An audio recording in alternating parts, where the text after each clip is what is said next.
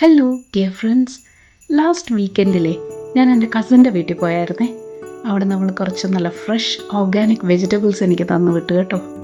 ആർട്ടിഫിഷ്യലായിട്ടുള്ള pesticides, fertilisers ഒന്നും തന്നെ use ചെയ്യാത്ത പ്യുവർലി ഓർഗാനിക് ആയിട്ടുള്ള വെജിറ്റബിൾസ്. മാർക്കറ്റിൽ നിന്നൊക്കെ മേടിക്കുന്ന കറി ലീവ്സിലാണ് ഏറ്റവും കൂടുതൽ കെമിക്കൽസ് ഉണ്ടാവുക എന്ന് പറയുന്നത്. കാരണം അതിൽ ഒത്തിരി ഇൻസെക്ട്സ് വരുന്ന കാരണം അതിനെ പ്രൊട്ടക്റ്റ് ചെയ്യാനായിട്ട് ഏറ്റവും കൂടുതൽ പെസ്റ്റിസൈഡ്സ് യൂസ് ചെയ്യുന്നത് കറി ലീവ്സിലാണെന്നാണ് കേട്ടേക്കുന്നത്.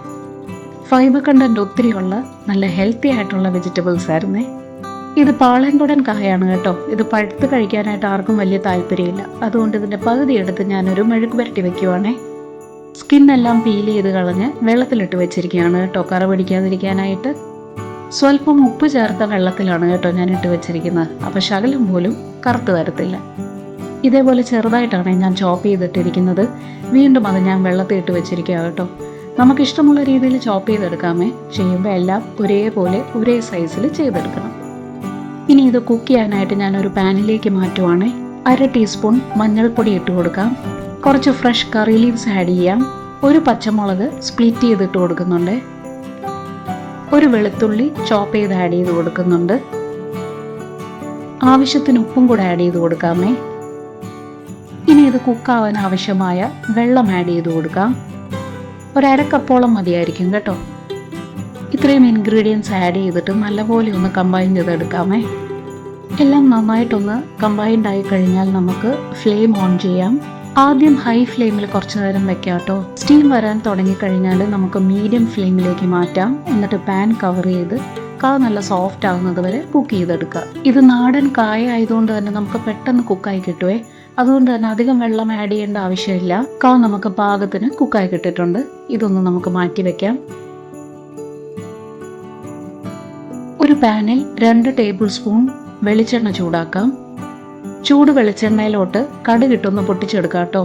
എല്ലാവരും മെഴുക്ക് പുരട്ടിക്ക് കടുക് യൂസ് ചെയ്യാറില്ല. എനിക്ക് മെഴുക്ക് പുരട്ടിക്ക് കടുക് പൊട്ടിക്കുന്ന ഒത്തിരി ഇഷ്ടമാണേ.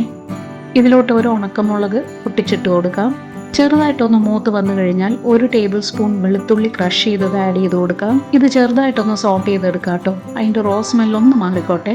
വെളുത്തുള്ളി റോസ്റ്റായിട്ട് നല്ലൊരു ഫ്രേഗ്രൻസും വരുന്നുണ്ടേ.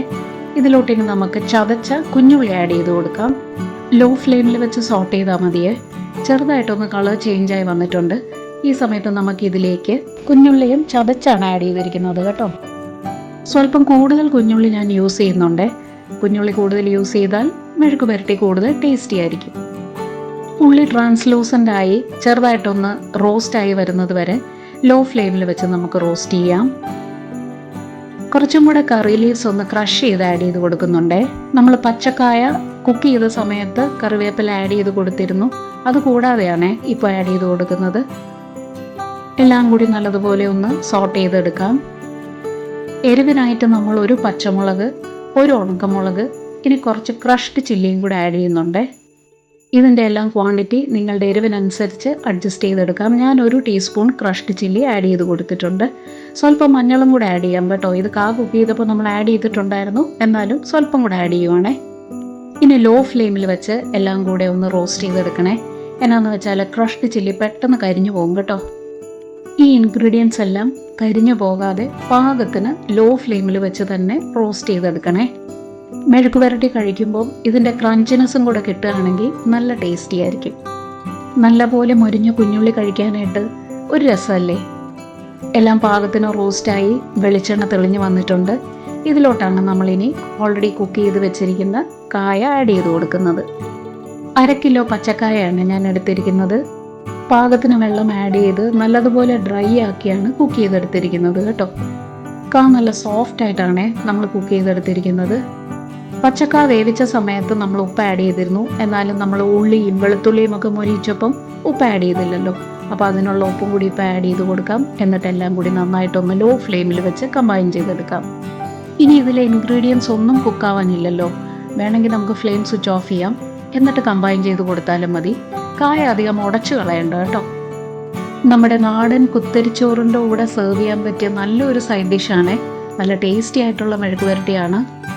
ഞാൻ നേരത്തെ പറഞ്ഞില്ലേ, ഇതിന് എരിവിന് ആവശ്യമായ ഇൻഗ്രീഡിയൻസ്, അതായത് പച്ചമുളക്, ഉണക്കമുളക്, ക്രഷ്ഡ് ചില്ലി, ഇതെല്ലാം നിങ്ങളുടെ ആവശ്യത്തിനനുസരിച്ച് അതിൻ്റെ ക്വാണ്ടിറ്റി അഡ്ജസ്റ്റ് ചെയ്തെടുക്കണേ.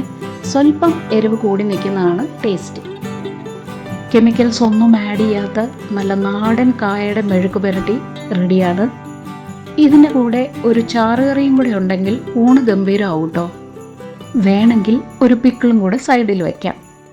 ഈ മെഴുക്ക് പുരട്ടിയുടെ റെസിപ്പി എല്ലാവർക്കും അറിയാവുന്നതായിരിക്കും അല്ലേ? ചതച്ച ഇൻഗ്രീഡിയൻസ് ചേർത്ത് മെഴുക്ക് പുരട്ടി ട്രൈ ചെയ്തിട്ടില്ലാത്തവർ ഇതേപോലെ ഒന്ന് ട്രൈ ചെയ്ത് നോക്കണേ. നല്ല ടേസ്റ്റിയാണ് കേട്ടോ.